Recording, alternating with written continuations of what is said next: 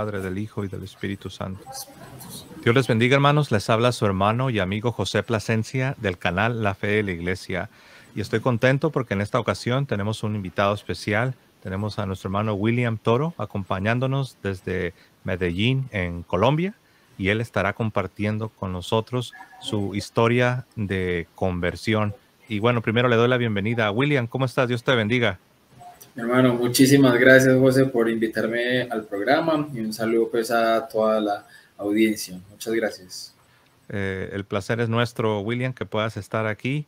Y bueno, hermanos, como ya lo mencioné, él tiene una historia que compartir con nosotros, deseando que pueda ser de edificación para los católicos y también para aquellos que no lo son, que quizás están considerando lo que la fe católica propone.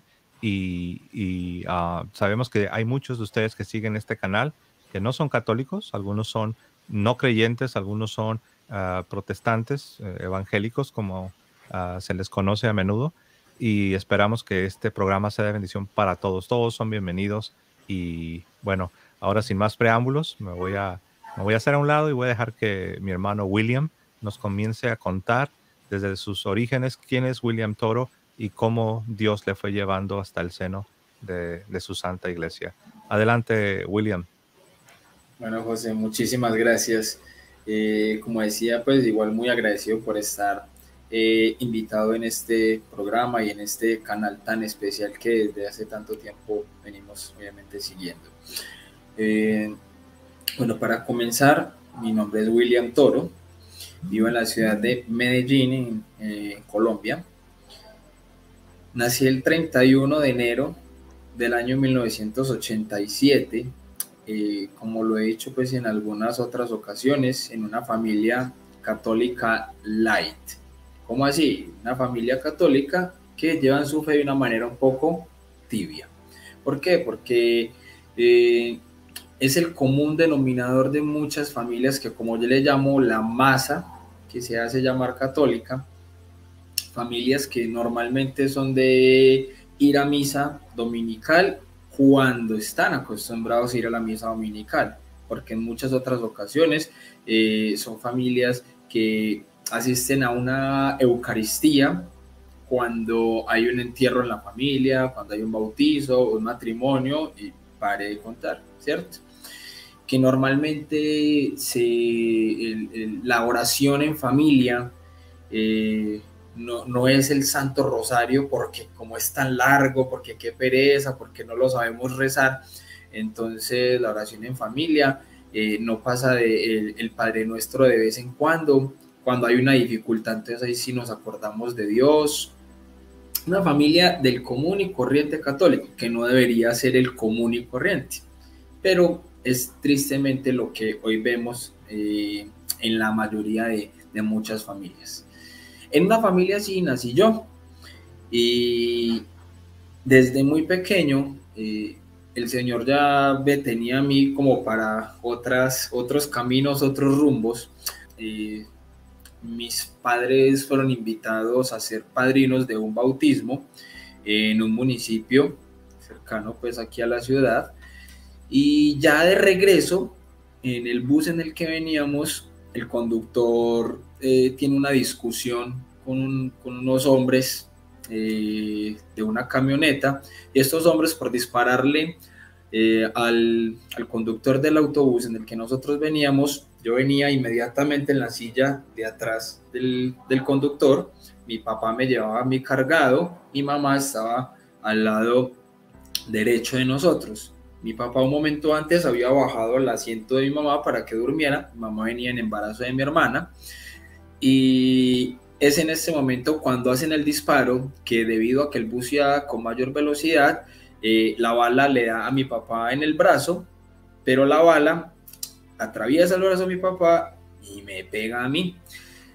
La bala me ingresa a mí y atraviesa a 2 centímetros del corazón, me atraviesa el hígado y sale. La misma bala, una vez que sale, le da también a una niña de 7 años en la cabeza. Una vez que llegamos al hospital, tanto a la niña como a mí nos ingresaron a cirugía. La niña fallece.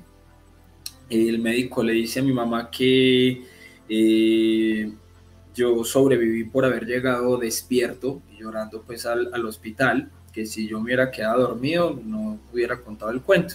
Y yo siempre cuento esta parte, esta anécdota al inicio de mi vida, es porque más adelante a mí muchas personas cuando se daban cuenta de esto decían, ay, Dios lo tiene para cosas muy grandes. Y la respuesta mía ya siendo ateo era, ¿cuál Dios? Yo no vi ninguna mano de Dios en ninguna cirugía, en ningún hospital, a mí me salvó el médico, que fue un gran profesional. Esa era mi respuesta automática, porque fueron muchas las personas que me decían, Dios lo tiene para algo muy grande. Y cuando yo estuve en el mundo del ateísmo, en el mundo del ocultismo y todo eso, yo decía, vea, para eso era que me tenía Dios. O sea, en son de reto, yo les decía todo ese tipo de cosas y claro, me imagino muchas veces cuál habrá sido el pensamiento de muchas de estas personas al verse como esa equivocación, entre comillas, por ahora, que el tiempo de Dios es perfecto.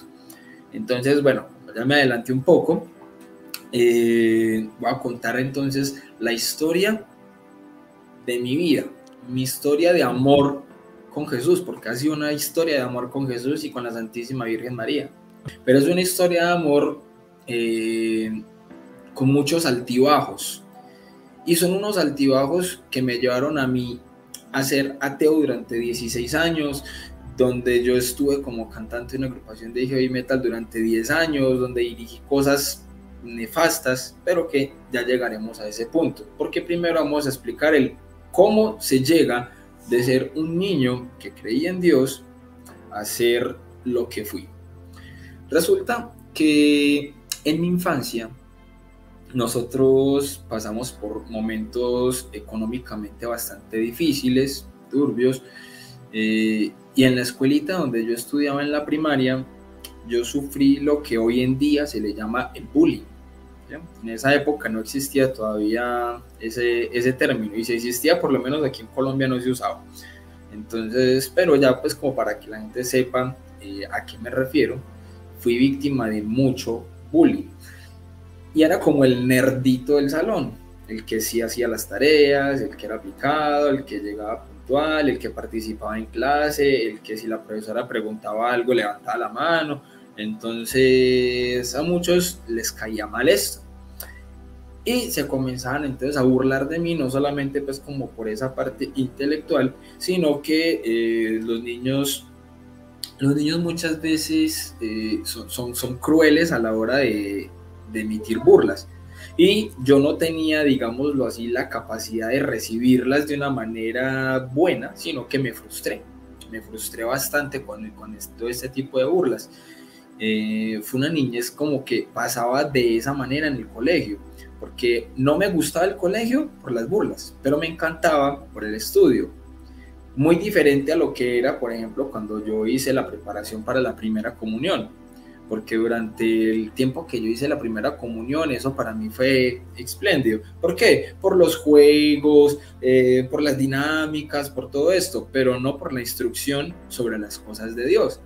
Porque como yo muchas veces lo he dicho, yo llegué a la primera comunión sin saber que Jesús estaba presente en la Eucaristía. Yo llegué simplemente con las ansias de que yo veía a los adultos hacer una fila para recibir una galleta y que los niños, por ser niños, no podíamos recibirla. La única forma de recibirla era haciendo la primera comunión. Entonces, ¿yo qué hice? Ay, vamos a hacer la primera comunión. Son juegos, es música, es canto, es diversión. Y después de todo esto va a haber un día en el que voy a recibir la galleta como los adultos, entonces me voy a creer muy grande. Esa era la definición de primera comunión. Y no solamente para mí, estoy seguro que muchos se identificarán con eso, con una mala catequesis, con no saber que Jesús está presente en la Eucaristía, porque por ser niños no sé si se piensa que no se va a comprender esto. Y aparte de eso, con la motivación de que ese día va a tener una fiesta en la que le van a dar muchos regalos. Eso fue para mí la preparación de la primera comunión. No recuerdo ni siquiera cómo fue la confesión ni qué me dijo el sacerdote, nada de eso. Pero eran como los momentos diferentes a lo que vivía yo en la escuela, con todo este bullying y con toda esta parte. Durante esta época, mi papá compró el primer equipo de sonido en la casa, donde era de perilla, con una agujita roja donde uno sintonizaba la emisora. Yo buscando algo que me gustara, un sonido que me gustara, porque no identificaba bien, esta es esta emisora o esta es esta, no, simplemente la movía y donde me gustaba el sonido, ahí la dejé. Resulta que conocí una emisora que fue muy famosa aquí en Medellín, que se llamaba Veracruz Estéreo, y en esta emisora ponían lo que hoy en día llamamos los clásicos del rock. Lo conocí por mi propia cuenta, pero no solamente eran clásicos del rock normal, también eran clásicos del metal, del hard rock y de todo eso. Entonces empecé a conocer todo este mundo por mi cuenta, que una vez llegué a bachillerato, ahí sí empecé a conocer pues como mucho más, ¿cierto? ¿Qué es lo que ocurrió? Una vez que yo salí de quinto de primaria, nosotros nos íbamos a cambiar de casa. Y una vez que nos cambiamos de casa, también cambiaba de colegio para iniciar ya lo que era la secundaria, ya el bachillerato. Aquí la secundaria normalmente comienza desde el grado 6, ¿cierto? Entonces, desde sexto empieza la secundaria, bachillerato. Mi idea en ese momento fue, voy a tener un cambio radical. Así que este cambio que voy a tener de manera radical no va a ser solamente de barrio y de colegio, también va a ser de vida. ¿Por qué? Porque en este colegio no me conocen. Y como no me conocen, no conocen todo el historial de burlas que he tenido. Por tanto, yo me voy a hacer uno con ellos para que no se burlen de mí. ¿Y qué hice en ese momento? Sentarme en las filas, hasta las sillas de atrás, hacerme con los indisciplinados, con los que no hacían tareas, con los que decían groserías, con los que vivían de pelea en pelea. Me empecé a juntar con ellos y empecé a imitar todo lo malo de ellos. Entonces me volví algo así como un nerd indisciplinado o un nerd cansón, porque si algo yo no perdí fue el amor al estudio, gracias a Dios. Eso sí no lo perdí nunca. Como lo he repetido en algunos otros momentos en los que he tenido la oportunidad de contar mi testimonio, yo digo que así como Dios los hace y ellos se juntan, también el diablo sabe cómo juntar a los suyos.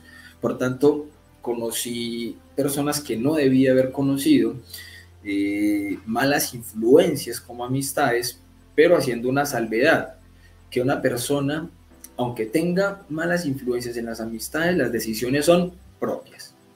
Y eso es un mensaje muchas veces también como para los padres de familia, que muchas veces dicen, es que a mi hijo es así porque los amigos lo corrompieron. Puede que hayan malas amistades, pero las decisiones las toma uno. Muchas veces por encajar, muchas veces para que vean que yo sí pertenezco entonces a este ámbito, a este grupo, o miren cómo me desenvuelvo yo como en este mundo, en esta vida, por lo que sea, pero las decisiones son propias. Por ejemplo, mi decisión fue no tener más esa vida anterior y ahora sí voy a tener una vida diferente, sin burlas. Y si para no tener burlas tengo que ser yo el que se burla de los demás, pues lo voy a hacer. Y me volví, como dicen acá en Colombia, el pato. Me volví rebelde, tanto en mi casa como en el colegio. Yo era el que armaba protestas en el colegio. Una vez la profesora me dijo que para firmar el libro de disciplina, porque no dejaba dar clase, y lo que hice fue que no le quería firmar, y como no quería firmar, entonces ella iba a firmar por mí. Lo que hice fue prenderle fuego al libro de disciplina. O sea, muchas cosas que hacía. Me dejé crecer el cabello, y entonces como el manual de convivencia decía que no se podía, entonces con todos los rockeros del colegio, una vez hicimos una huelga y nos amarramos entonces las manos, hicimos una huelga en el patio del colegio, o sea, montones de cosas. Resulta que yo empecé a tener muchas dudas respecto a cosas que me enseñaban en el colegio, especialmente en clase de religión. ¿Por qué? Porque yo veía, por ejemplo, muchas cosas de agrupaciones que yo escuchaba, y yo veía cómo le tiraban, por ejemplo, de fuerte al cristianismo. Y entonces yo veía, pero ellos, ¿por qué piensan esto? Si se supone que Dios es bueno y todo este tipo de cosas. Ahí yo todavía creía en Dios. Y resulta que el profesor de filosofía era completamente ateo. Y el profesor de filosofía empezó a dar argumentos a dudas que se me creaban a mí automáticamente en la mente. O sea, somos seres racionales que siempre tendemos a lo sobrenatural. Y como tendemos a lo sobrenatural, es como un inconsciente colectivo que instintivamente nos van a llegar a nosotros preguntas que, aunque nadie las haya hecho, muchas veces nos las preguntamos por motivación propia. Y muchas de esas preguntas que yo tenía, el profesor las iba respondiendo sin que yo las preguntara. y las respondía de una manera tan lógica y coherente que cuando yo las trataba de contrarrestar con lo que se supone que yo creía, yo no encontraba respuestas. Y cuando empecé a preguntarle a las personas que se supone que tenían mucho más experiencia en la fe y en creer que yo, tampoco tenían respuestas. La única respuesta del creyente era sí porque sí o no porque no. Y eso para mí no era una respuesta que satisfaciera mi necesidad de conocimiento. Mientras que este profesor sí me estaba dando respuestas, que aunque fueran equivocadas, eran respuestas que sonaban lógicas y coherentes, diferente a un simple sí porque sí o no porque no. Entonces ahí es donde viene la primera invitación a formarnos en nuestra fe. ¿Por qué? Porque de cuenta de no dar una respuesta a tiempo, se puede causar lo que causó eso en mí. ¿Ya? Entonces, en ese ámbito, como decía ahorita, yo no trago entero, entonces empecé a profundizar en todo lo que me decía a mí el profesor. Entonces empecé a investigar más sobre Marx, empecé a investigar más sobre Nietzsche, empecé a investigar entonces más sobre todo ese mundo que el profesor nos estaba planteando.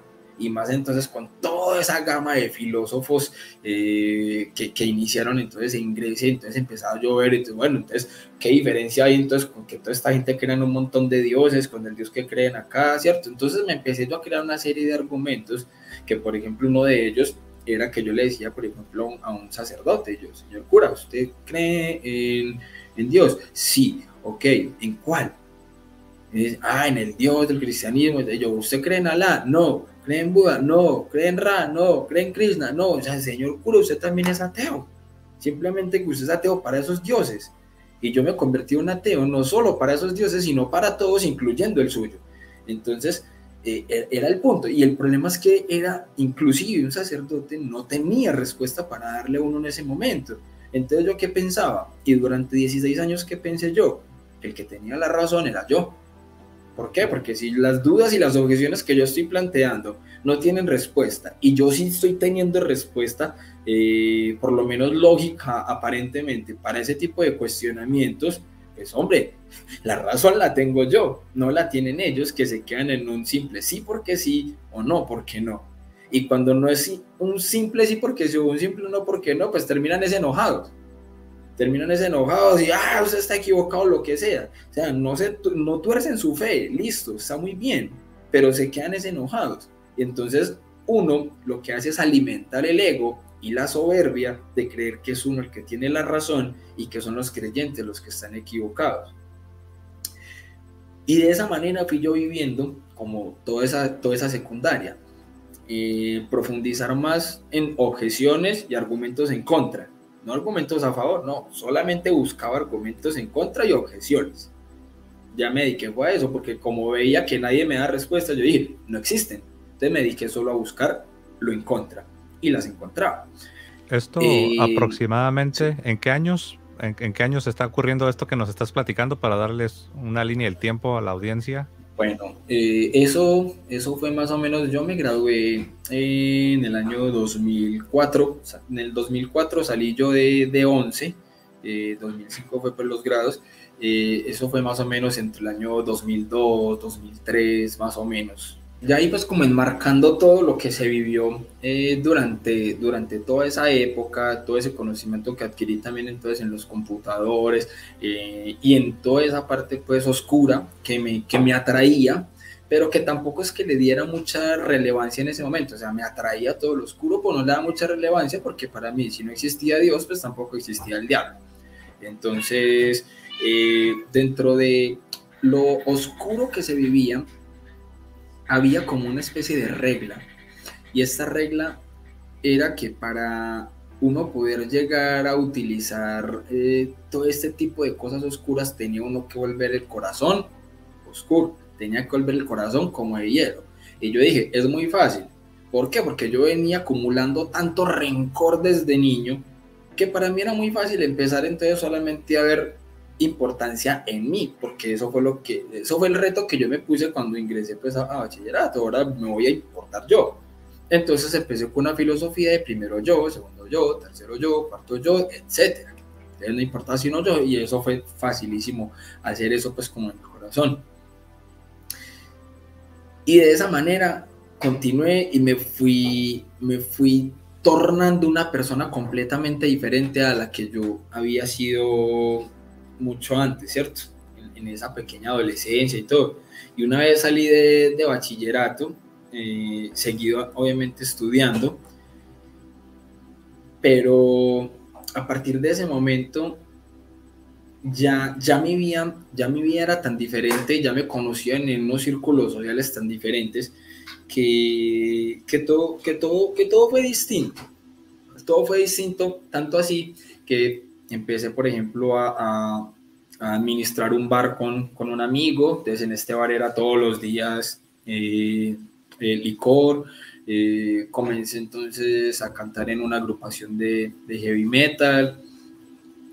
Fundé aquí en Medellín lo que se llamaba el CAM, Comunidad Ateísta de Medellín. Entonces todos los argumentos que yo tenía los empecé a sintetizar enseñándole a otros cómo realmente dar argumentos en contra de su fe. ¿Por qué? Porque resulta que hay muchas personas que dicen yo soy ateo porque no creo en nada. Entonces yo decía, pero este ateo, ¿de dónde salió? Entonces yo trataba como de encaminarles realmente esa cosmovisión, explicarles que realmente un ateo no es el que no cree en nada, sino que obviamente sin Dios. El problema es que el estar sin Dios muchas veces no implica que Dios no exista, sino que uno muchas veces por no creer en Dios convierte a Dios en otras cosas. Uno mismo se vuelve su propio Dios. Hay quienes vuelven el Dios, por ejemplo, un equipo de fútbol y se hacen matar por esto. La misma música se convierte muchas veces en el Dios de muchas personas. El dinero, el trabajo, muchas cosas se convierten en ese Dios. Entonces, ateo, aunque es sin Dios, muchas veces habría que preguntar es en cuál Dios. Y casi siempre va a ser el Dios cristiano. ¿Por qué? Porque no va con el estilo de vida de esa persona. No va con su estilo de vida. Y como no va con su estilo de vida, entonces lo que mejor me conviene a mí es ser ateo. Entonces por eso hay varios tipos de ateos. Y yo creo que yo pasé como por todas esas etapas de ateísmo. Y pasé por tantas etapas de ateísmo que cuando vi que habían cosas sobrenaturales y que sí funcionaban dentro del ocultismo, entonces yo dije, ok, entonces no es que no haya Dios. Y si este Dios existe, es un Dios malo. Entonces, más que ateo, me terminé volviendo antiteísta. Y en ese antiteísmo me volví, fue anticristiano, anticatólico, porque yo decía que yo no tenía problema con Dios. Yo tenía más que todo problema era con su club de fans. ¿Por qué? Porque no sabían de nada, porque eran un montón de ignorantes, porque entonces eran un montón de fanáticos, en mil cosas, porque yo discutía con testigos de Jehová, con mormones, con protestantes, con católicos, con todo este tipo de personas discutía yo. Yo me leí la Biblia siendo ateo 3 veces para poder tener argumentos en contra. ¿Te tocó el tiempo de los llamados ateos militantes como Richard Dawkins y Christopher Hitchens, todos ellos? Claro que sí, incluso eran de mis héroes, porque cuando uno va a buscar argumentos, pues uno ¿qué hace? Uno busca a los que más saben dar argumentos. Entonces yo ¿qué hacía? Buscaba videos de todos ellos, ¿para qué? Para obviamente fundamentarme yo y poder tener argumentos en contra, porque como digo muchas veces, el Espíritu Santo me puso una frase que yo creo que es muy cierta, y es que un ateo no deja de ser ateo, simplemente porque en vez de buscar argumentos, se dedica a buscar objeciones, se dedica a buscar excusas, se dedica a buscar argumentos en contra, y que los hay por montones, pero también está la refutación para todo eso. El problema es que si uno no lo busca, pues obviamente no lo va a encontrar. Si uno solo se dedica a buscar lo malo, va a encontrar solo lo malo, y eso fue lo que me pasó a mí durante tanto tiempo, y me acostumbré fue a eso, y por eso ya muchas veces cuando discutía, ya llegaba yo era sobrado con el ego, con la soberbia, de pensar que si esta persona cree, pues yo ya voy a tener la razón. Llevo demasiado tiempo discutiendo con todos ellos y ninguno me ha dado respuestas. Por ahí alguien alguna vez dijo, o muy de buenas o muy de malas. O muy de buenas porque nunca dio con alguien que realmente supiera, o muy de malas pues que nunca dio con alguien que realmente supiera. Una pregunta, William. en esta etapa en la que te encuentras ahora, me refiero en esta parte de tu testimonio que nos estás compartiendo, ya un ateísmo militante, ¿no? Agresivo, como dices tú, antiteísta, anticristiano, de una manera militante. A nivel espiritual, emocional, psicológico, ¿cómo describirías tu condición en ese momento de tu vida? A nivel espiritual vacía. A nivel espiritual vacía porque alcancé tanta fama que pensaba que no necesitaba absolutamente nada. Entonces a mí no me hacía falta Dios. Porque hay muchas personas que muchas veces terminan llegando a una conversión porque les pasa algo malo en la vida, por una muerte de un fallecido, de un familiar, por un accidente, un problema económico, ¿cierto? Algo que le pueda pasar en la vida y entonces nuevamente busca de Dios, ¿cierto? Yo lo tenía todo, entonces, entre comillas, para mí era todo. ¿Por qué? Porque muchas veces yo llegaba a una fiesta en un bar y yo no tenía que gastar un solo peso. Yo no tenía que gastar un solo peso. ¿Por qué? Porque claro, el estatus de estar entonces en la fiesta con el cantante de la agrupación. Entonces, a nivel espiritual, vacío. Y a nivel psicológico, al punto de rayar entonces en locura. Porque es que la locura no solamente es como lo muestran, por ejemplo, en las películas, pues el esquizofrénico. No, llega a un punto de locura en el que se aferra a cosas que no tienen sentido aferrarse. Entonces, de manera psicológica y de manera espiritual, uno comienza a estar acabado sin darse cuenta. Se vuelve un sepulcro blanqueado, totalmente, porque por fuera muestra una imagen muy diferente al vacío y a la basura que tiene uno realmente por dentro. Pero Dios no se queda con nada. Y si en algún momento a mí me dijeron pequeño que Dios me tenía para otras cosas diferentes, yo creo que fueron unos profetas, porque resulta que yo estaba apoyando la administración de una corporación donde apoyábamos la traída de agrupaciones del exterior, donde se hacían eventos. Era una corporación donde se asociaba con otras corporaciones. Y entre una de estas asociaciones, resulta que una de estas comunidades iba a hacer un evento que por esa época era la película, se estaba estrenando pues la película de Superman. Entonces se iba a hacer un concurso de las personas que llevaran algo de Superman a la corporación, entonces se les iba a dar una boleta y eso. En ese momento yo estaba trabajando prácticamente a una cuadra de la corporación, aparte de que vivía dentro de la corporación. Tenía pues mi habitación en el segundo piso de la corporación y de resto pues estaba pues a disposición de todos los eventos pues que se hacían allí, lo que se vendía y todo. Pero mi trabajo era a una cuadra de allí. Un trabajo que me da la posibilidad del momento en el que quisiera simplemente irme del trabajo, ver cómo está la corporación, volver, o sea, tenía pues como toda la facilidad de hacer esto.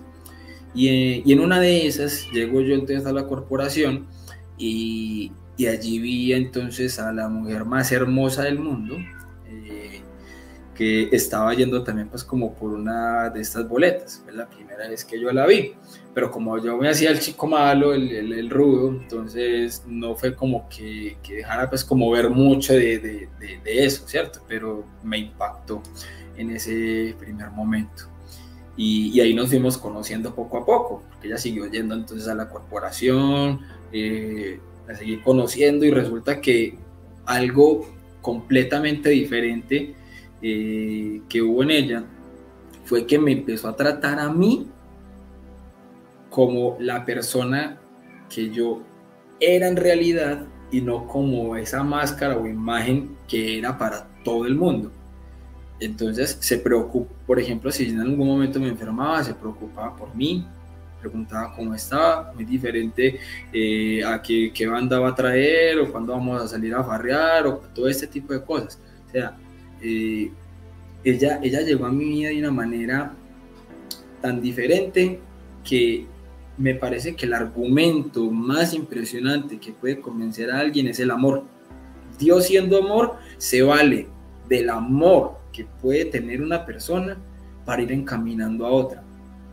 Y ella me mostró realmente el significado de la palabra amor. porque yo nunca en la vida había tenido esa palabra arraigada. Era una palabra simplemente del común uso, ¿ya? Un te amo en la boca era un te amo de mentiras, porque uno no sabe realmente el significado de esa palabra hasta que la vive. Y yo nunca había vivido realmente el amor hasta que la conocí a ella, que hoy en día es mi esposa. Resulta que nosotros vivimos de todas maneras un noviazgo en desorden. ¿Por qué? Porque pues obviamente yo no conocía nada de las cosas de Dios, y aunque ella sí conocía bastante de las cosas de Dios, resulta que ella se alejó de las cosas de Dios, pero me conoció. Dios sabe cómo permite las cosas, pero ¿por qué se terminó alejando ella de las cosas de Dios? Porque cuando a uno le imponen la fe, el efecto y el fruto es lo contrario. Cuando a una persona le imponen la fe, así la fe sea real, así la fe sea verdad, así Dios sea el camino a la verdad y la vida, cuando se impone a las malas, causa el efecto contrario. La persona se va a alejar. Entonces, claro, mi esposita lo que hizo fue alejarse de las cosas de Dios porque no quería seguir el ejemplo de quienes le estaban entonces imponiendo la fe de esa manera. Entonces se fue al otro extremo. Entonces, claro, mi esposita se fue al otro extremo y yéndose al otro extremo dio conmigo. Y yo empecé obviamente a darle los argumentos, todo lo que yo sabía, todo lo que yo conocía, todo lo que yo manejaba, pero resulta que viviendo este noviazgo de esta manera, mi esposa quedó en embarazo. Pues en ese momento mi novia quedó en embarazo, y cuando quedó en embarazo, pues el pensamiento que ella tuvo fue que ella no quería ese ejemplo para el bebé. Y en ese orden de ideas, mi esposita comenzó a acercarse nuevamente a las cosas de Dios, y con mis suegros tenían un cenáculo en casa de ellos donde hacían el rosario una vez a la semana, y estuvieron pues un tiempo haciendo este rosario pidiendo por mi conversión, porque pues obviamente mis suegros no iban a querer al satánico mechú rockero para su hija, ¿cierto? Y más que obviamente yo siempre llegaba era como a discutir, a debatir y todo este tipo de cosas. Pero cuando mi esposita se empezó a acercar a las cosas de Dios, yo no sabía, hasta que un año después, cumpliendo precisamente el aniversario, mi suegra siempre me proponía ir a un retiro espiritual, y yo le decía, ¿para qué si pierde la plata? Pierde la plata. Y me le tiro el retiro allá a más de uno, obviamente, ya consciente de eso. Entonces no se daba, hasta que fue mi esposita la que me dijo, amor, ¿por qué no vas al retiro? Y yo, ¿en serio? ¿Me estás proponiendo ir a ese retiro? ¿Para qué? Y le dije lo mismo, pierden la plata, esto y lo otro, vos me conoces, sabes cómo soy. No, pero mi esposita sí me dio el argumento con el cual ningún ateo puede. Ese es el argumento más claro que hay. ¿Por qué? Porque resulta que si alguien quiere ser buena persona, no importa si es cristiano, si es ateo, si es lo que sea, si quiere ser buena persona, obviamente hay una moral objetiva que el ateo pues obviamente no va a poder argumentar, pero dentro de su cosmovisión cree que puede ser una buena persona sin necesidad obviamente del cristianismo. Y mi esposita lo que me dijo fue eso realmente, no, pues que lo haga a uno mejor persona, bienvenido sea. Tú no tienes que ir al retiro a debatir, tú no tienes que ir al retiro entonces a convertirte en nada, simplemente vas a poder ser un mejor esposo, novio, vas a poder ser un mejor papá, ¿cierto? O sea, vas a poder ser una mejor persona. ¿Por qué? Porque ella sabía todos esos sentimientos que yo había traído arraigados, esos rencores, esa oscuridad. Entonces, claro, obviamente esto era una oportunidad, porque sea como sea, la institución, entidad o como le quieran llamar, que más promueve los valores, la virtud en el mundo, pues es la Iglesia Católica. Entonces, en un retiro espiritual, pues es lo que más se va a promover y algo podría haber aprendido. Entonces, acepté ir a este retiro, y en este retiro, pues obviamente desde la misma salida hacia el retiro, yo ya iba con predispuesto yo iba muy predispuesto, aunque obviamente la promesa pues que hice y el trato fue, voy para un retiro, no para un debate. Pues si llego allá a debatir, pues entonces lo que había dicho, pues me le tiro el retiro a más de uno y pues tampoco salgo con ahí si se pierde la plata. Entonces el hecho es que fui a este retiro con esa convicción, pero sí iba un poco predispuesto porque ese mismo día se supone que el retiro, los buses para el retiro salían tipo 4 o 5 de la tarde. Nosotros salimos de la casa de mi novia a las 2 de la tarde más o menos para ir a recoger la boleta. Nos hubiéramos demorado alrededor de 1 hora en llegar a estar en los buses. Llegamos casi a las 7 de la noche, entre trancones, accidentes, retenes, absolutamente de todo. O sea, el diablo no me quería soltar. O sea, y eso... No creo que eso haya sido casualidad. Parece que todas las fuerzas del enemigo se estaban confabulando en tu contra, ¿eh? Exactamente, o sea, por eso para mí en ese momento fue como, no, esto ya está demasiado extraño. Yo jamás en mi vida había visto tantos accidentes, tantos retenes. Aquí, por ejemplo, tenemos algo que se llama el Metro Plus, que el Metro Plus es como unos vagones del metro que van, es tipo tranvía, y tienen su propio carril. Había un Metro Plus salido del carril sobre la carretera armando tráfico. O sea, eso es una cosa impresionante. Llegamos casi a las 7 de la noche porque mi suegra llamó a que por lo menos un bus me esperara, y me esperaron. Por favor, espere, no se vayan. Y me esperaron. En ese bus que yo salí para allá era un bus donde iban solamente misioneros. Entonces, desde que salí para allá, se fueron en el bus haciendo el rosario. Y yo, ay, si así es la ida, ¿cómo era? Entonces, bueno, yo me fui haciendo bulla visual, me fui con un buzo de una agrupación de death metal para que me vieran allá. Entonces, o sea, así no fuera a hablar, por lo menos fue bulla visual. De listo, yo llegué allá y cuando llegué al retiro, me pareció algo muy, muy impresionante porque por primera vez alguien hablaba en el idioma de la razón, el que me gustaba a mí. Entonces habló de varios santos, varias frases de santos, en una charla que se llamaba Soberbio Yo. Fue la primer charla que se dio en el retiro. O sea, esa charla fue mandada a hacer para mí. Se llama Soberbio Yo. Y habló de San Agustín y habló del Padre Pío de Pietrelcina, que en este momento son mis 2 santos preferidos. Y te soltaron toda la artillería pesada, ¿eh? Sí, literal. Es más, hoy me doy cuenta que el Señor sabe cómo hacer las cosas, porque para mí ese misionero era una lumbrera. Y hoy que hablo con varios misioneros, me cuentan que realmente me hubiera podido topar con cualquier misionero, menos con ese para debatir.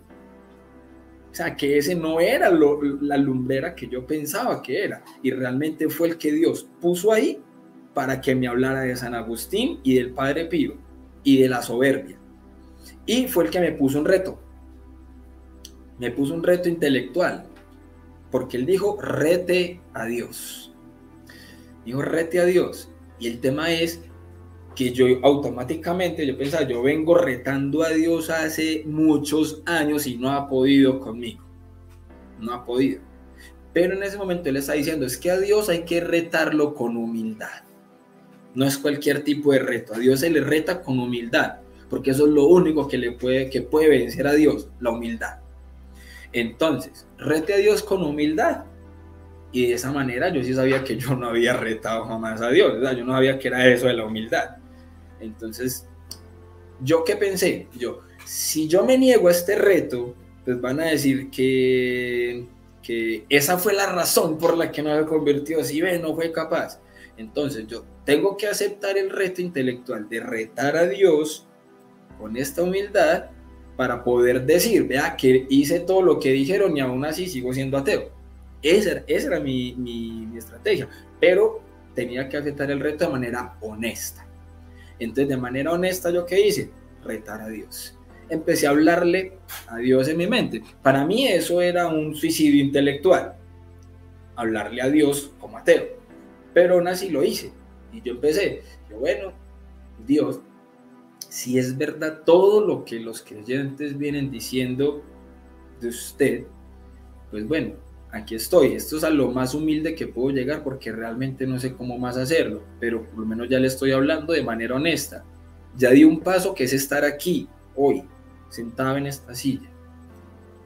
Si es verdad, muéstreme. Fue lo que me salió del corazón decir en ese momento. Y fue en ese momento donde empecé yo a temblar de una manera impresionante, como si yo estuviera en el Polo Norte, estaba temblando como si tuviera el frío más impresionante, pero tenía las manos calientes y me sudaban. Entonces, no sé si alguno se llegó a ver un capítulo de Dragon Ball Z en esa época, cuando Gohan crece en ese primer capítulo que está en la universidad y empieza a zapatear con el pie que causa hasta un temblor de tierra. Resulta que a mí me pasó algo así. Yo empecé a temblar y el pie se me movía y se me movía y se me movía y se me movía. Tanto así que yo me ponía las manos en la rodilla para que no se me moviera el pie porque yo no tenía control de eso. Y me parecía súper extraño y yo solamente miraba a mi alrededor y yo, qué pena, qué vergüenza. Pues, y el pie se me movía y nada, y no paraba.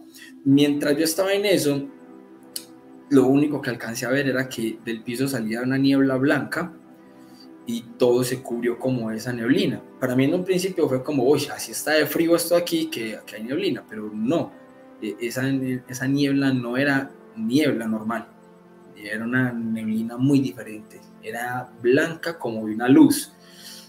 Y en ese momento, entre la niebla, se me presentó ante mí la Santísima Virgen María. Yo la vi de frente y era tanta mi soberbia que yo me volví loco.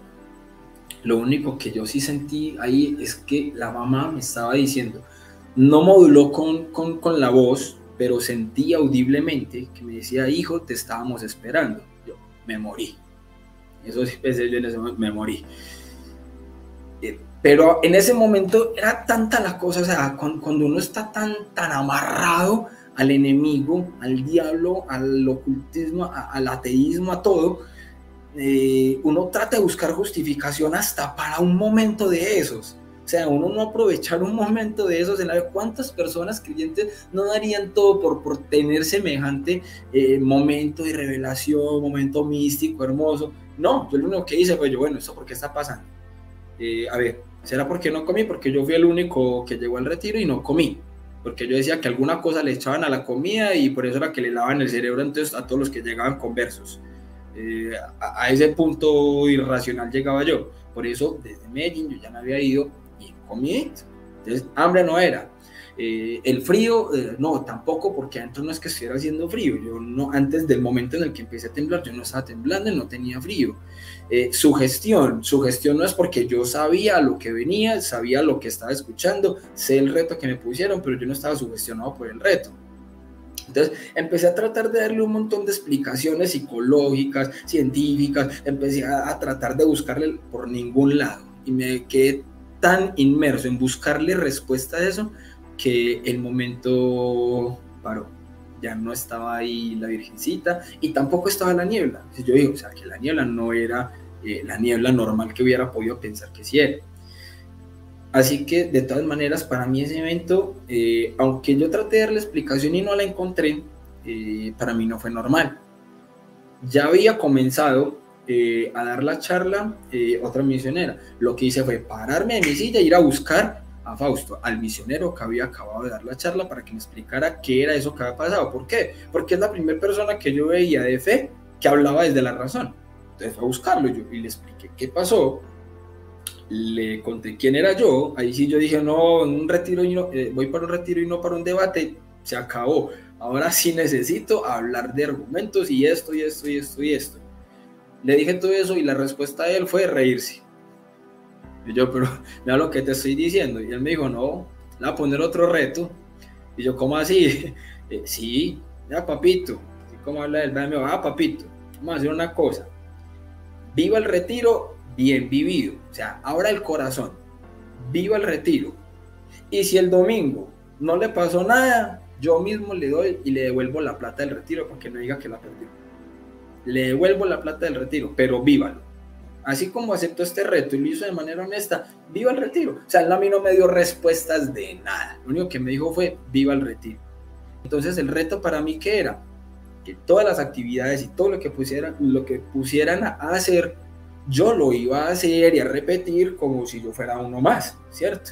Entonces yo traté de hacerlo, hasta que llegó una actividad que se llama la actividad del perdón, donde era pedir perdón frente a un Cristo súper grueso de madera, y en ese momento ahí todo cambió para mí, porque en ese momento, primero, pues fui casi el último, porque yo mismo me decía a mí, yo no me voy a ir a arrodillar frente a ese palo de madera, no, yo no tengo por qué hacer eso, ¿cierto? O sea, la soberbia ahí mismo, ahí, hasta que yo me decidí, yo no, porque es que ya acepté que voy a hacer todo, y después dicen, como no hizo eso, entonces no pasó lo otro, no, tengo que hacerlo todo. Y fui, me arrodillé ante el Cristo, y en el momento en el que pasó eso, empecé a mirar con un odio al Señor ahí crucificado, lo miraba con odio. Yo no quería hacerlo, pero... Una pregunta me llamó la atención ahora que mencionabas cómo tú pensabas dentro de ti. Yo no me voy a ir a arrodillar ante ese palo, ante eso que es algo inerte, ¿no? Algo que no está vivo. Y la razón por la que me llamó la atención es porque, sin meternos mucho, ¿verdad? Pero muchos de los que no son católicos, que son creyentes, pero no son católicos, su forma de procesar cuando ellos consideran las imágenes sagradas que se utilizan en el contexto católico, procesan de manera semejante a lo que acabas de decir. Dicen, es algo de palo, es madera, algo inerte que no tiene sentido. Entonces, repito, no quiero que entremos en ese tema, ¿no? Pero sí se me hace muy interesante cómo tú, siendo ateo y siendo que tú ni creyente eras, también tu proceso de pensamiento fue muy similar. Eso me llama la atención. Lo que pasa es que, de manera así cortica, la diferencia con el protestante, que lo ve como idolatría, es que uno como ateo, por ejemplo, lo ve, o desde el mundo ocultista pues, que yo manejaba, ese acto es un acto de sumisión. Entonces podría haber sido inerte, o podría haber sido una persona, podría haber sido quien fuera, y yo hubiera pensado de la misma manera. Fuera una imagen o no lo fuera, yo hubiera pensado de la misma manera. Yo no tengo por qué hacer eso, que lo hagan conmigo. Más bien hubiera dicho así, no hágalo usted conmigo, ¿cierto? Sí. Pero no. Entonces, mientras que el protestante lo que ve es un acto de idolatría. Sí, que son diferentes motivaciones, pero sin embargo, ¿no? Hay una similitud de este rechazo. En ese momento que yo estaba mirando a Jesús con ese odio, y yo sin querer hacerlo, el misionero que estaba sosteniéndolo, porque era una fila pues como de varios misioneros, y todos pues haciendo pues la actividad, y entonces varias personas, uno aquí al lado, otro al lado, y cada uno pues como en su momento frente a Jesús. Yo tomé el Cristo y lo empecé a apretar con tal fuerza y como con un odio tan grande que casi parto esa cruz tan gruesa. Casi la parto, y yo bien blanquito y todo, y casi parto esa cruz. Entonces el misionero obviamente se asustó y empezó a mirar, y llegaron otros misioneros ahí. En ese momento yo sentí que yo empecé como a actuar de una manera diferente, y en ese momento yo recuerdo que una misionera cogió y dijo: en el nombre de Jesús y María Santísima, pierde toda fuerza ya. ¡Puf! Me fui al piso. Y yo, ¿qué? Y yo dije, oigan, esta que me va a venir a decir que no tengo fuerza. O sea, yo pensaba, oigan, esta que me va a venir a decir esto y que va a pasar así. Porque claro, obviamente yo conocía un poco de cosas del ocultismo y eso, y yo tenía las manos en el piso, o sea, puestas en el piso, y yo me iba a levantar y digo, no puedo mover las manos de ahí. Y yo sentía las manos pegadas al piso, no las podía levantar literalmente, no podía. Y yo, ¿qué es esto? ¿Qué es esto? O sea, jamás en la vida, aunque yo sabía que había cosas sobrenaturales, había vivido algo de tal magnitud. Perdí tanto la fuerza en ese momento que quedé con una debilidad impresionante. Y tanto el misionero que había dado la primera charla como el que estaba dirigiendo el retiro, con los dos me fui hacia el lugar donde normalmente iban a hacer oración los misioneros y todo eso. Me llevaron hasta allí. Y allí les expliqué pues mucho de todo lo que ha sido mi cosmovisión, mis motivaciones. Les conté de un tatuaje que me había hecho en toda la espalda, donde estaba pues como todo el tema de idolatría que yo tenía también por Caín, por muchas cosas del vampirismo, por muchas cosas. Entonces les mostré el tatuaje, desde ese momento, por ejemplo, llamaron porque el día siguiente iba a ser un día donde iban a ver un examen de conciencia y la confesión. Entonces les tocó llamar incluso un sacerdote especial para que fuera a confesarme a mí. Entendieron pues como la magnitud pues, de lo que se estaba viendo ahí, y yo también, especialmente yo lo que entendí en ese momento es que yo estaba en la mitad de una guerra espiritual. Eso entendí. Yo estaba en medio de una guerra espiritual de la que no era consciente y que ya no tenía excusa, tenía que escoger bando. Me di cuenta y me rendí ante Dios. Me di cuenta y me rendí ante Dios, y esa noche, mientras estaba en la cama, en el camarote, lloré lo que jamás había llorado. Le pedí perdón a Dios de una manera impresionante. Esa noche fue mi conversión. No obtuve todas las respuestas a la cantidad de objeciones que yo tenía, pero sí algunas de las cosas yo se las preguntaba a Dios desde el corazón y sentía que Dios me respondía. Sentía que Dios me respondía. Cosas que yo jamás en la vida me había planteado, como algunos inconvenientes del problema del mal en el Antiguo Testamento, que yo era algo con lo que yo muchas veces no podía, y el Señor como que me iba iluminando y me contestaba y me contestaba. Entonces fueron muchas cosas que el Señor me fue poniendo ahí. Al día siguiente, en la mañana, fui el primero en estar listo en el salón. Yo no sabía rezar un rosario ni nada. Entonces la comunidad en la que yo estoy en el retiro, que la hago mucho, es Lazos de Amor Mariano. Y Lazos tiene como el grito de guerra, por así decirlo, que es en nuestro saludo: ¿quién como Dios? La respuesta: nadie como Dios. Pues hombre, cuando llegó los misioneros, que eso era cada rato: ¿quién como Dios? Y todo el mundo: nadie como Dios. Yo nunca hacía eso. Cuando dijeron esa mañana ¿quién como Dios?, ese mechudo que miraba feo y que decía cosas fue el primero en gritar fuerte: nadie como Dios. Y todo el mundo: no, ¿qué es esto? A partir de ese momento yo empecé ya a vivir el retiro de una manera muy diferente, muy diferente. Ese examen de conciencia era colocándolo, ¿sabes? Escribiendo solamente los pecados que realmente no se hubiera cometido. Yo tenía como 4 hojas. El momento de la confesión, Dios mío, yo salí de ese confesionario levitando prácticamente.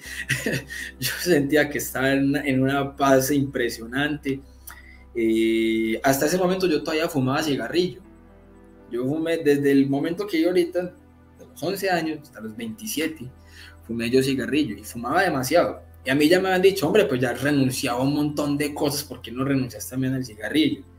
Yo decía: porque yo soy muy lógico y yo sé que donde yo intente dejar de fumar no voy a ser capaz, porque si a mí me dan ganas, yo fumo. Entonces yo sé que con eso no. Hasta el último día yo les decía que con eso no. Pero hice la prueba y hablar con Dios. El último día me puse yo a conversar con él. Me quedaba el último cigarrillo del paquete. Lo prendí, comencé a fumar y yo le dije: bueno, Señor, vamos a hacer un trato usted y yo, pues. Vamos a hacer lo siguiente: yo no soy capaz de dejar de fumar porque usted sabe cómo soy yo soy muy lógico, y si me dan ganas de fumar yo fumo, punto. Entonces vamos a hacer un trato: quíteme las ganas. No me quite el cigarrillo, quíteme las ganas, porque yo no voy a ser tan idiota de ponerme a fumar sin ganas. Quíteme las ganas y yo jamás en la vida vuelvo a fumar. Voy a hacer la prueba. Y ese cigarrillo que tenía lo tiré al piso. Fue el último cigarrillo que me fue. Jamás en la vida me volvieron a dar ganas. O sea, yo no dejé el cigarrillo. Mi Dios me quitó las ganas y yo lo único que hice fue optar de manera lógica. Si no me dan ganas, no fumo. Jamás en la vida me volvieron a dar ganas de fumar. Jamás. Una vez ya bajamos nuevamente a Medellín, ahí es donde empieza el proceso de conversión.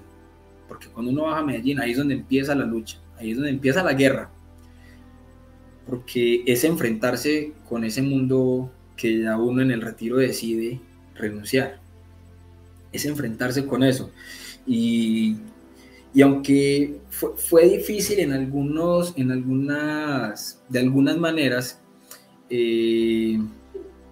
se hace fácil cuando uno tiene el amor al lado, cuando uno tiene el amor al lado, pero ambos fuimos muy atacados durante mucho tiempo porque no hemos podido completar el proceso de consagración. Lo intentamos hacer juntos mucho tiempo y siempre alguna cosa pasaba y nos terminábamos saliendo.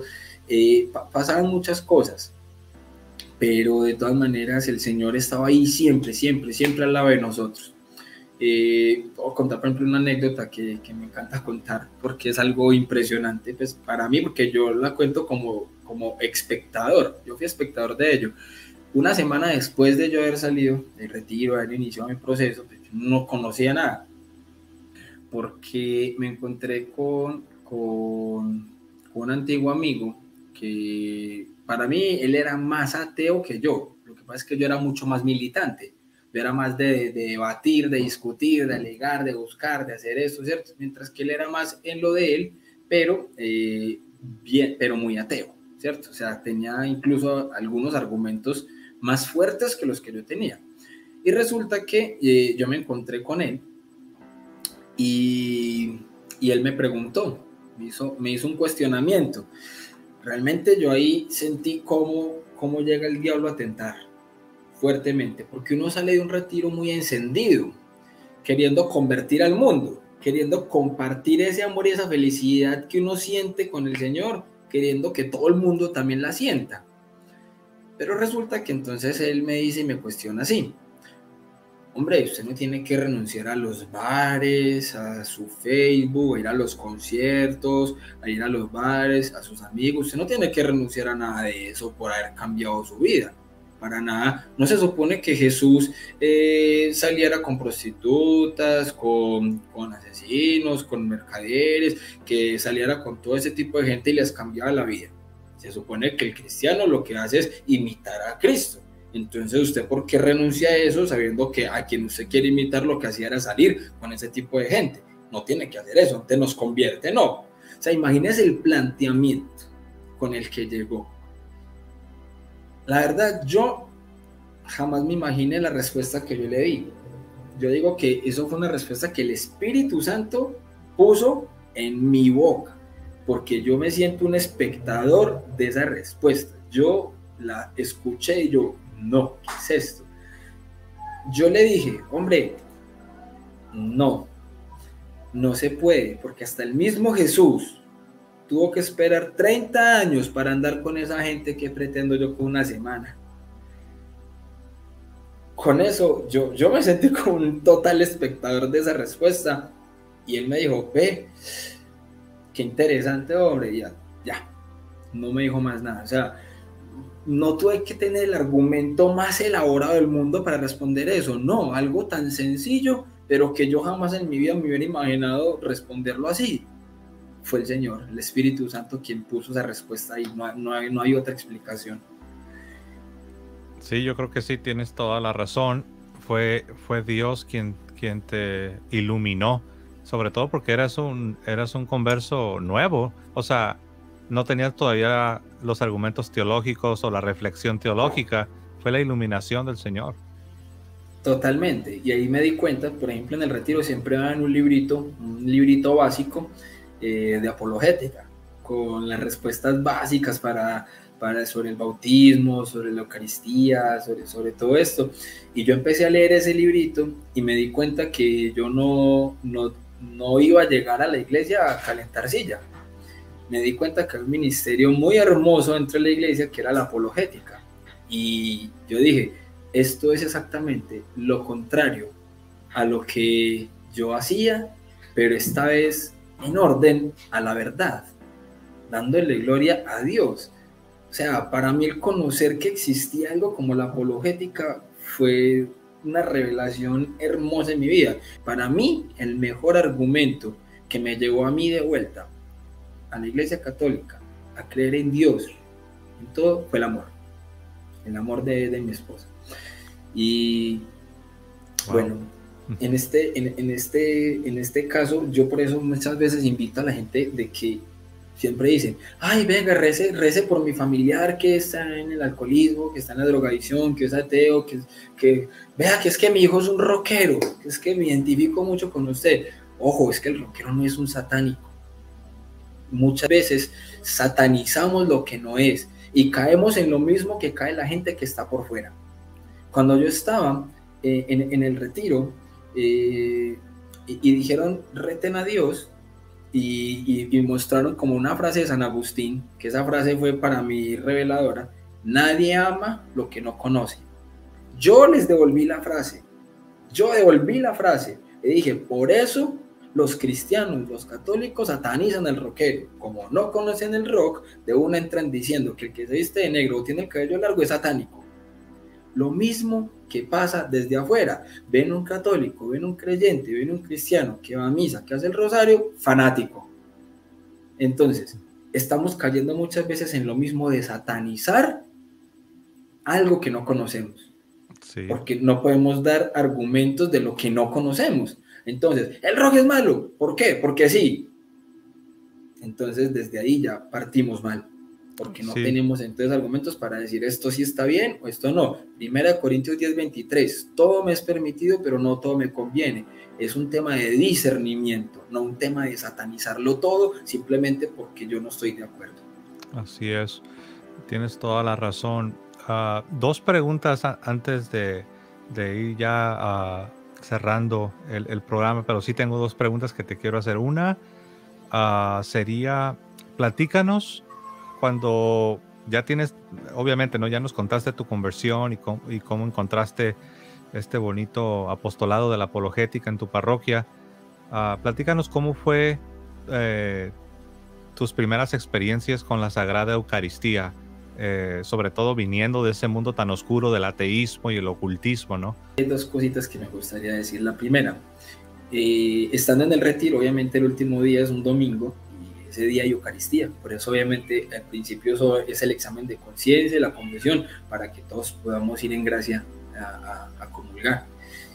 Ya yo sabiendo, ya habiéndome explicado, es que ahí está Jesús completo, real. Yo en ese momento lo creí por fe. Comulgar en ese momento fue extraordinario, o sea, fue sentir realmente que estaba en el cielo.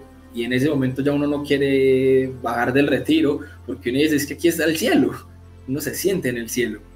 Y el cielo es ese, cuando uno come el cuerpo de Cristo, ahí realmente uno siente que se une al cielo. Ese es el cielo en la tierra, cuando uno realmente se está uniendo ahí a Cristo. Por eso bien decía San Pablo, es que ya no soy yo, ya es Cristo que vive en mí.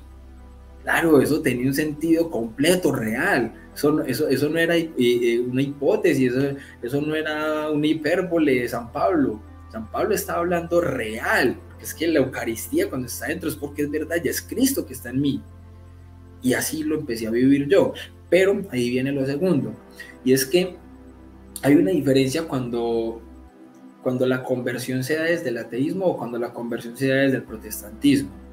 Hay dos elementos allí. Cuando se da desde el protestantismo, como el protestante está acostumbrado a ser muy emocional, entonces entra con un amor impresionante a las cosas de la fe y entonces todo lo vive también con el sentimiento de una manera muy, muy, muy bonita, muy arraigada.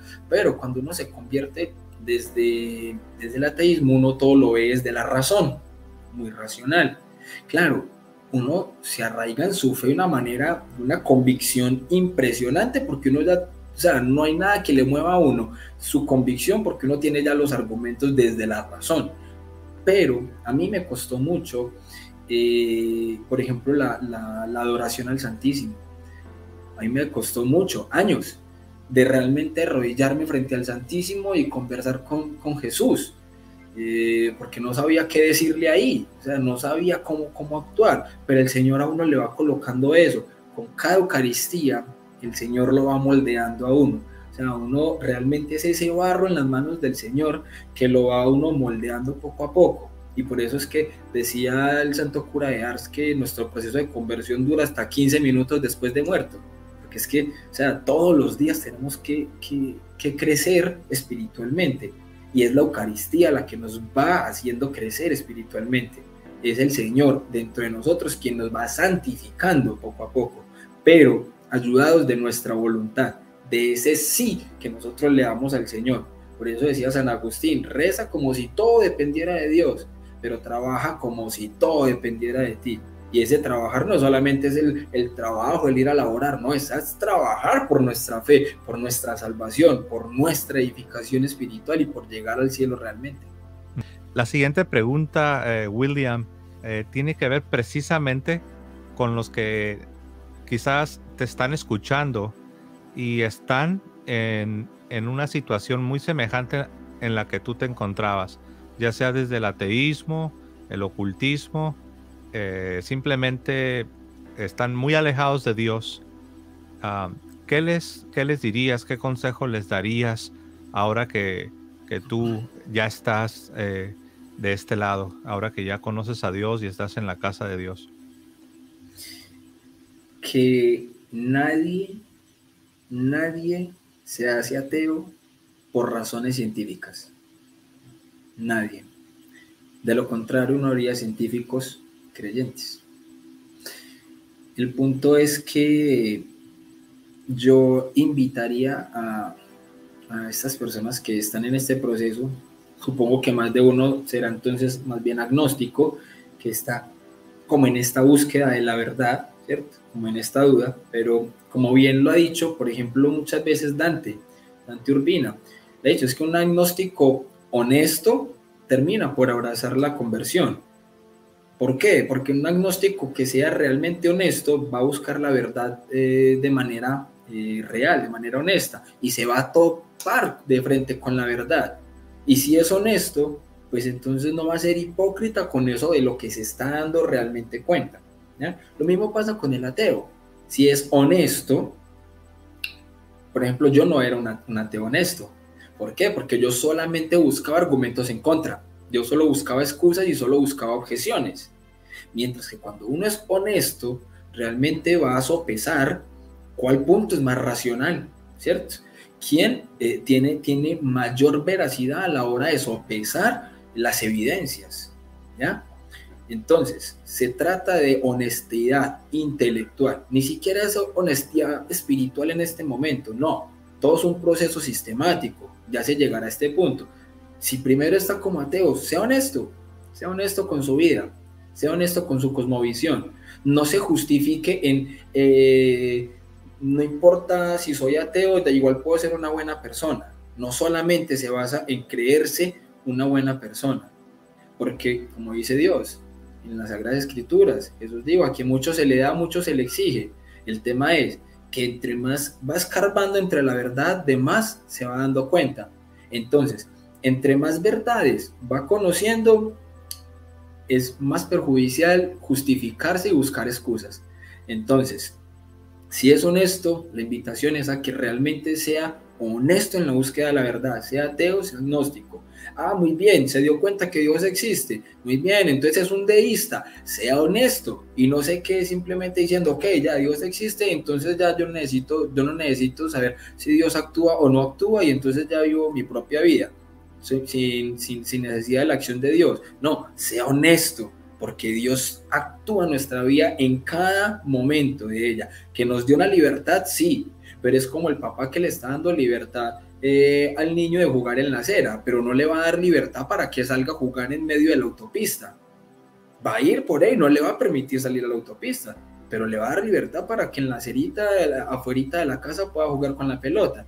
Entonces hay que entender cómo es la libertad que Dios nos está dando y no pensar que es que Dios nos está imponiendo algo, si no hubiera creado un montón de robots. Y muy bien, si ya entendiste que el cristianismo es la religión verdadera, entonces sé honesto, de todas maneras, sé honesto y vea la historia, porque yo incluso siendo ateo, si donde yo hubiera llegado a abrazar una conversión, yo no creo que hubiera llegado al protestantismo, porque como yo nunca tragué entero, yo me hubiera ido realmente entonces a buscar las raíces, el origen. Y si yo me voy a buscar el origen, pues me voy a topar con los padres de la iglesia que enseñaron sobre la Eucaristía, que enseñaron sobre el bautismo, que enseñaron sobre la realidad del matrimonio.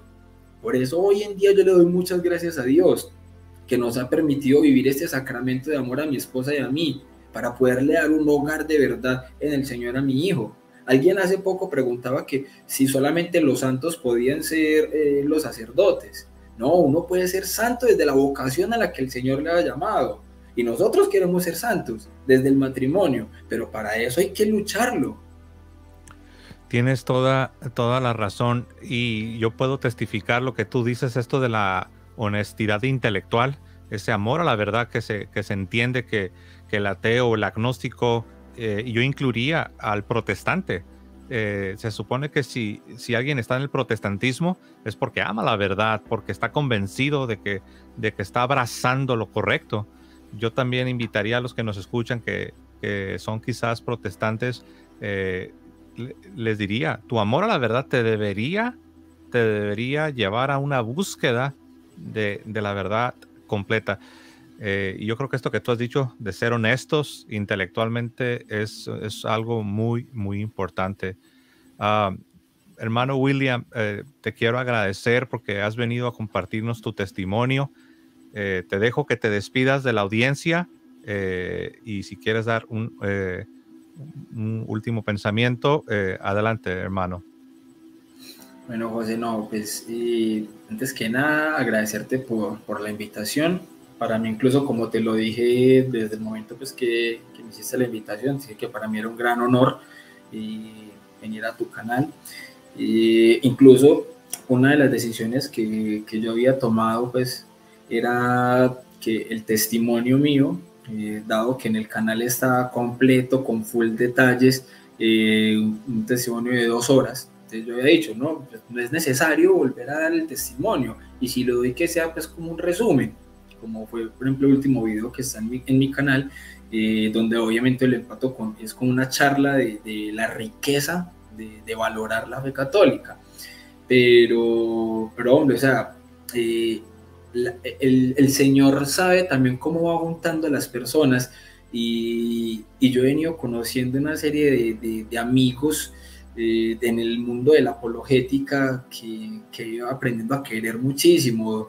Dante Urbina, Hugo Delgado, José Plasencia, Edgar, Alan, el joven teólogo. O sea, he tenido la oportunidad de compartir con varias personas en este mundo.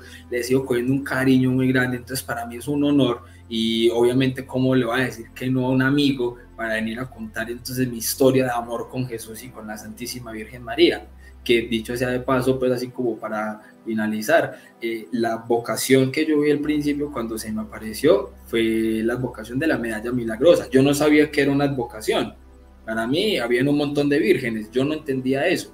Y pues, también es un llamado para el católico, que asumimos muchas cosas que sabemos de nuestra fe, y no entendemos que muchos que están por fuera no han recibido esa catequesis, y muchas veces, pues, ¿cómo así que no entiende que es que la Virgen es la misma en todas las advocaciones? No, yo era uno de los que, por más intelectual que fuera, yo pensaba que eran muchas vírgenes. No entendía el tema de las advocaciones. Entonces, la advocación de la medalla milagrosa me estaba llamando a la consagración, y eso es otra invitación que para finalizar les hago a todos: la consagración a Jesús por María en el método de San Luis María Griñón de Montfort. La Virgen María en Fátima dijo que quería que el mundo entero se consagrara a su inmaculado corazón. Esa es la consagración, asumir nuestros compromisos bautismales de una manera real, por convicción, y que realmente nosotros podamos, si queremos ser el discípulo amado, como Juan, que estuvo al pie de la Virgen María en la cruz, se la llevó a su casa. Lo que dice las Escrituras es que en el momento en el que Jesús le dice, hijo, a tu madre, lo que hizo el discípulo fue llevarse a María a su casa. Y sabemos que Juan fue el discípulo amado. Por tanto, si uno quiere ser un discípulo amado, debe llevarse a María a su casa. Ahí no hay otra.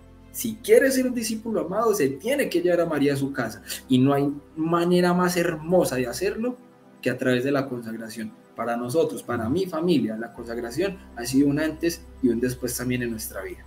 Amén. No, esa forma que lo has expresado, creo yo que queda muy bien, en verdad, en imitación al discípulo amado, ¿no? El apóstol Juan, que recibió a Nuestra Señora, la Virgen, en algunas traducciones de manera interesante dice como algo propio, y en otras dice la recibió en casa. y yo creo que también hay una enseñanza, ¿no? Así es de que gracias de nuevo, hermano William Toro, por venir a compartirnos tu historia. Tu canal es el que aparece ahí, ¿no? Se llama Enfoca tu Fe. Sí, señor, tanto en YouTube como en Instagram aparece así, Enfoca tu Fe. Enfoca tu Fe. Pues ahí lo tienen, hermanos. Vayan a visitar el canal de nuestro hermano William Toro. Y bueno, vean el contenido. Les animo a suscribirse. Apoyen la labor de nuestro hermano William. Y bueno, a todos ustedes que nos están escuchando, hermanos, también les animo a compartir este bonito testimonio con su familia, con sus amistades, quizás en sus redes sociales. Compartan para que este testimonio pueda llevar a la reflexión y a la búsqueda de la verdad a muchos más, que William Toro no sea el último. Sabemos que hay muchos Williams allá afuera todavía que necesitan ser tocados con la gracia divina. Hermanos, pues bueno, yo me voy a despedir como siempre lo hago, diciendo que viva Cristo Rey y que viva Santa María siempre Virgen. Hasta luego, hermanos.